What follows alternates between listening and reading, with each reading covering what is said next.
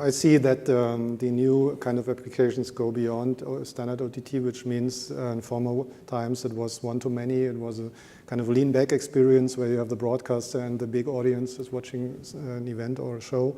And now it's getting more and more interactive. The audience gets involved, and that creates a lot of new use cases. And there are also specific industries like betting, auctioning, gaming, which rely on these interactive elements, so which cannot work with standard OTT, so it's a completely different industry then.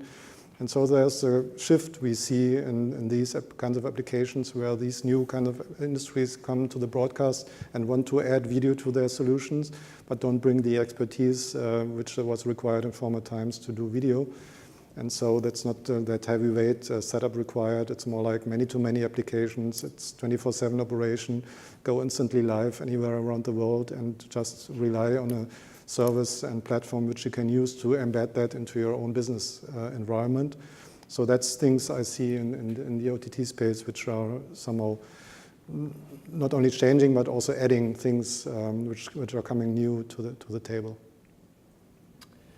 Yeah, just to add there, I think sort of the transition from one to many and being able to provide additional experiences, many-to-many experiences, and different things that the digital transformation affords. I think there's kind of a general convergence from sort of the traditional broadcast and being able to send those signals, say, over the air or over cable, and sort of the digital-first media that many of us, if you've been coming to this show for a while, is where many of those things start. And those types of things are converging to a place where you can have things like low latency streaming, or some of those things that are maybe influenced out of gaming or mobile applications, and being able to bring that into an environment that traditionally was operating over coax cable and a more traditional format. So the things that you see from both the quality and performance expectation, the difference between whether that's coming over broadcast or whether that's coming through an IP-based network,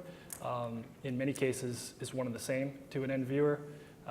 How those workflows are managed, how rights are managed, the systems that those content creators or content producers and content distributors use for that content, in many times is one and the same. So I think with that comes new ideas that people say, well, this gaming platform or in low latency environments, this auction platform had these capabilities, these features to engage an audience. And I think you'll start to see more of that in some of the more traditional applications.